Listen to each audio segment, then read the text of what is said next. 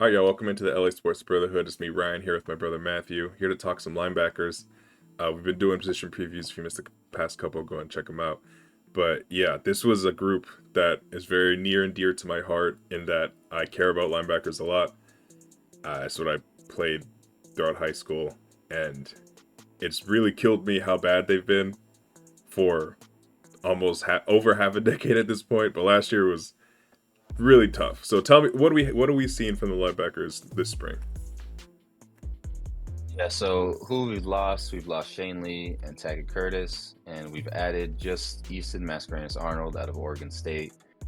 You mentioned it, the linebackers have been rough, and it's especially tough to watch considering how good USC linebackers have been over the history of our blue blood program. And to see what we saw last year is pathetic. There's no other way to say it. So the projected starters, what I have is Easton Mascarenas Arnold and Eric Gentry, who's returning from last year. Uh, It's been one of the worst groups over the past 2 years, and in my opinion, I'm sure you'll agree, this is the weakest group of the defense this year. Yeah, Um, Eric Gentry is someone who has a lot of potential. It's weird to say potential. This is going to be his fourth year, but he does, and he's been good. He really has been good. I think he's one of the main guys who I think, okay, Grinch is gone. Let's see what he can do because it just seemed like him and Grinch didn't gel, or I don't know what was going on there. But yeah, having Tackett Curtis, a freshman who really didn't know what he was doing, who really didn't even play linebacker in high school, yeah, uh, having him start from day one over Gentry. I know Gentry was dealing with injuries, but he looked healthy at the end. I don't know what it was, so we'll see what happens under Matt Entz. But yeah, Eric Gentry, he's a very different style linebacker, and I know UFC fans kind of don't like that. They want like all strong, strong, quick, go up, make the tackle. But Eric Gentry has a huge impact in the pass game, and I don't know about you. I would love to see him uh, attack the be a pass rusher. Not every play, obviously, but he needs to rush the passer more. I mean, that length and his ability, he just has this ability to make big plays for us. And the tackling needs to improve. It needs to, and I'm hoping it does. But yeah, he could be very impactful. As for Mascarenas Arnold, it's funny. We're gonna mention Mason Cobb, no doubt. He was very disappointing last year, and then we get a transfer. We see, okay, we're not gonna get full this year. Cobb was supposed to be big, and he ended up being really bad. And then you find out it's another another all conference guy, a black and orange school who's who's in an OSU school. Funny enough. yeah, And it's like, okay, and then you find out, well, his biggest weakness, he kind of struggled to tackle, and it was just really funny to me, the yeah, red flags that went off. But I sat down, I watched the film, and I think I feel better about him than Cobb. That's why I have him starting. He's bigger, he's stronger, and to me, the main difference is Mascarenas Arnold is very physical, and he's not hesitant in filling a lane. He'll come up and he'll hit you and he'll make the tackle. The biggest weakness I saw was one-on-one tackling in space. It was not great. I saw him overrun guys. I saw him take horrible angles and underrun guys. And then I saw him get shook out of his shoes by a UCLA running back. And so it was a little bit of a red flag, but I think he'll improve the inside run. He's very strong and he does struggle tackling, but if he hits you hard, you're going down. So I just need him to not be horrible. I mean, it's an extremely low bar, and it's tough to say as a USC fan with the linebackers we've had in the past. But he needs to just be able to fill the gap and make the tackle. yeah. I can't deal with the linebacker play we've had over the past few months. So yeah, I mentioned Cobb. He was not great last year, and I'll never forget. We saw the spring game, and like you said, you play linebacker. You said he's not going to be very good this year, and you were right. So just tell me what you've seen about Cobb this past year and Yeah. what you think he'll be this year. I don't I don't really understand Cobb because I mean we know his missed tackle issues. He was one of the leading tacklers in the Big 12 the year before he left. And on his film from Ohio, or sorry, Oklahoma State, he looked competent. He looked like he knew where to go. He's really athletic. And as a result, he feels kind of undersized a little bit. But that like helped him beat blockers and linemen coming downfield, getting to the second level sometimes. And so I wasn't really excited, but I was like, okay, we have a solid, competent veteran player. He's gonna know where to be. And then not only did he not know where to be, he couldn't make tackles. So I have to assume, if I'm being the most benefit of the doubt guy, is that it was straight up just Grinch didn't know how to coach, which I am very comfortable accepting because that's something I would probably agree with. But right now, to me, all he is another uh like wide receiver number wearing super athletic linebacker that doesn't know where to be and can't tackle in the line of Raylan Goforth and John Houston, if anyone remembers him. Because that was when I was like growing up and really developing my SE fandom in my mid to late teens. And I was like, why where is he going? I just never knew where any of them were going, and it sucked because they were so athletic and so gifted. And Cobb doesn't really have that. He's a little more built up than Goforth and John Houston were. Both were number 10 also. I just remember number 10, number 10, number 13. It's always the low numbers. But yeah, he was not good. And to me it looked like he was really out of position all the time. But that's something we said about everybody, so I have to assume it's a coaching problem. Taggart Curtis, he's gone, so I won't say really much anything. Like Matthew said, the way I was about Cobb, I was like, I don't know about him. I knew he was going to be bad from the first snap of the spring game, and he was bad. I don't care what anyone says about him being a freshman or whatever. You can't teach hip flexibility, or you could try to like train it into you, but he had no hips and he didn't know where he was going ever. Like, and like Matthew said, he played safety in high school. He was the biggest, most athletic guy on the field for both teams every single game. So he lined up like 10 yards behind the 10 yards off the line of scrimmage and just sprinted at somebody and would blow them up. So he was a 4 star. Good luck to him in Wisconsin or wherever the hell he went. I don't have any problems. I don't miss any sleep about him.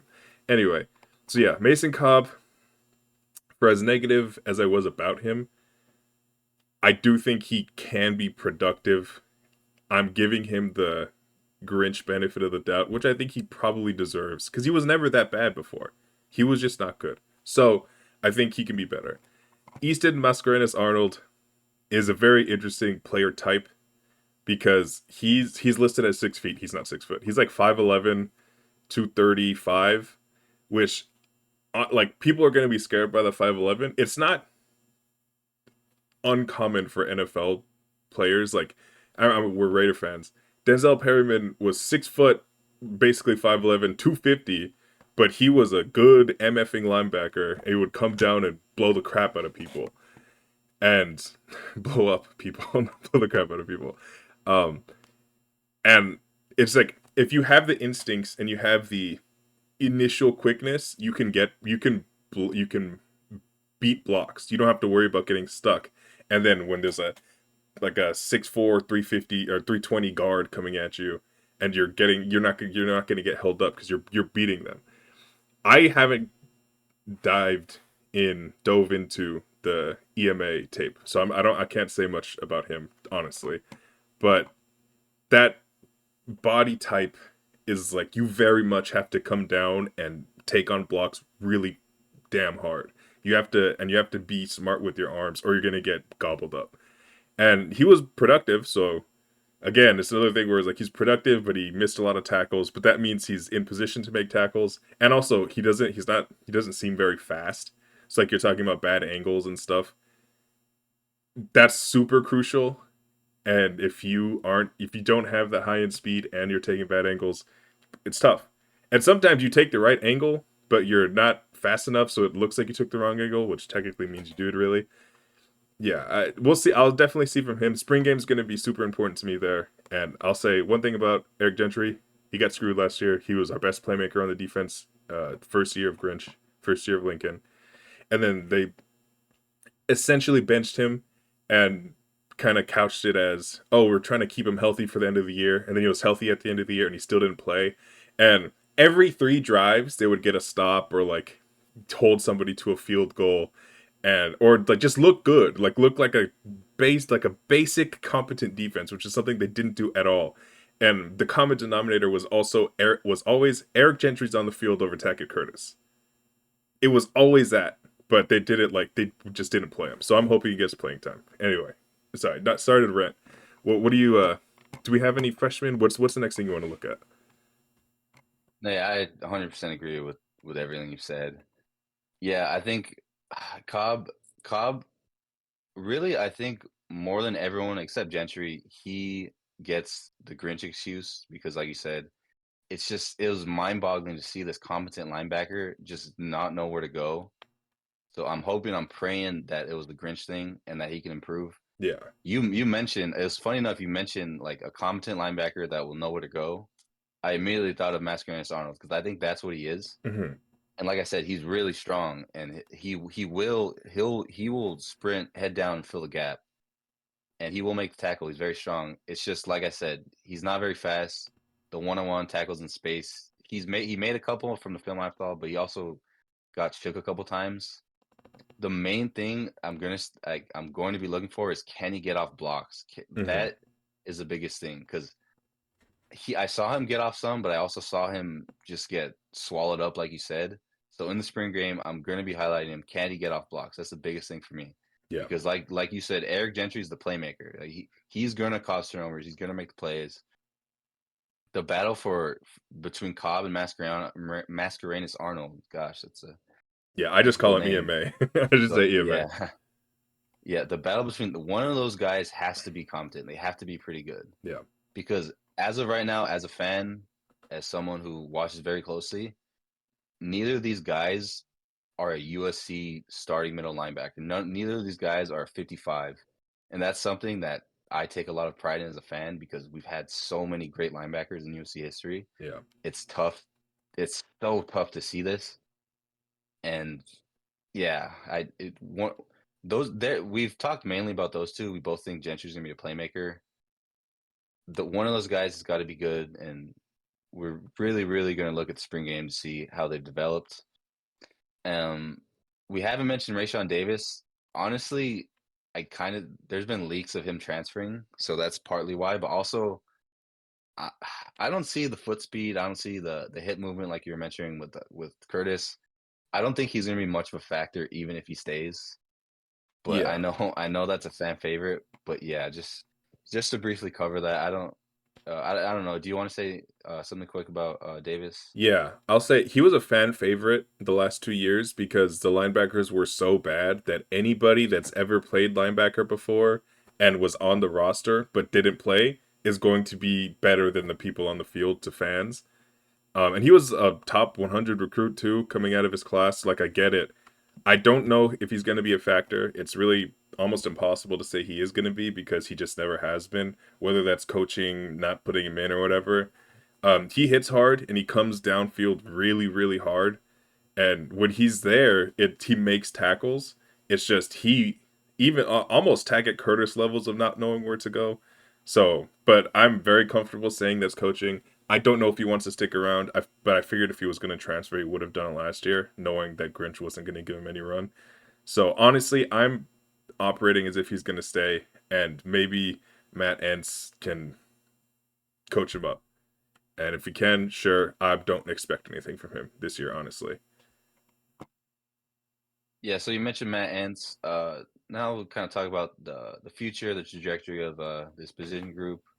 So Matt Entz is the coach. He just landed uh, Matai. If you don't know, a four-star linebacker from California. Um, I think, I think, I feel good about this group. You know, Matt Entz was a tremendous head coach at North Dakota State. And so far, he's recruited well. He's already got one commit, and then Noah McHale and Madden, two other California linebackers. We're in heavy talks with them. We're a top school for both of those guys. If he can land another one of them and potentially the third, That would be huge, and the USC fans would fall in love with him because this has to improve. I mean, Yeah. linebackers. I mean, we need another 55. But yeah, the recruiting is looking good right now with Matt Ince. We've gotten one transfer. Maybe we get another transfer in spring. I think so. Yeah, as a good coach, good recruiting. As of right now, I don't think we have the talent to be a Big Ten powerhouse. At linebacker. Yeah. But I think it'll change with the recruiting we've had. Matt Ince has been great. I'm happy. He's a good hire. What do you think about the trajectory? Yeah. I in terms of recruiting, I do think there's potential. Recruiting is like a snowball rolling downhill if you can get it there. If you're getting 5-star D linemen and high 4-star, near 5-star safeties and cornerbacks, linebackers are going to fall in. Like Matai Tagoayi, like you mentioned, he's committed here, and he's a high 4-star guy. He's a top 100 guy. Like that stuff starts to happen. So honestly, recruiting wise for the defense, for the first time, I'm saying this since, oh my god, a long time. I feel legitimately very very confident. I will say the future of the active actual players playing the position, especially short term like this season future, I don't know.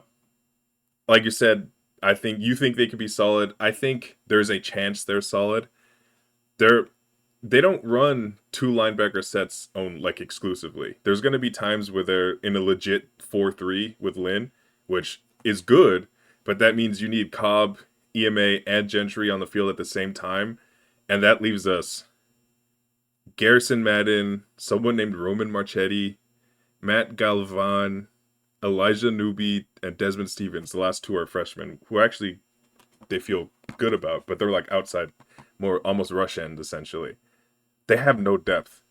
Maybe I'm missing names, but this is the USC official spring like group. They need at least one linebacker from the portal. Uh, I don't know. They have no like Rayshawn Davis is the only guy that's played football in the college. Like other than that, so they need depth. I have hope that they're going to be competent, but it's tough because I the only thing I've seen from Cobb is in a USC Trojan uniform has been underwhelming to say the very least, and I would argue bad. EMA is a question to me, but I also think his style of player definitely fits more with the Big Ten style of football. So I think that actually could be a huge help. And because like you play Iowa, you play Nebraska's trying to do Wisconsin's trying to do an air raid thing. Nebraska, I don't know what they're doing. So maybe shit changes. Excuse my language, but like typical Nebraska and Wisconsin football, you think about people them running downhill with legitimately very talented running backs, and if it's like man blocking schemes instead of like the zone stuff that we saw in Pac-12, and people linebacker and linemen are actually trying to get to the second level, and like you have to run and attack them too. I actually think that's what EMA can be good at. So there's potential that he's even more effective as a player in the Big Ten compared to the Pac-12, like trying to run side to side all the time. So I think there's room for hope. I just think you need bodies. This is not a room that of all the defense, even defensive line with all their struggles, like there was like hope and there was immediate hope because they have like young guys ready to fill in.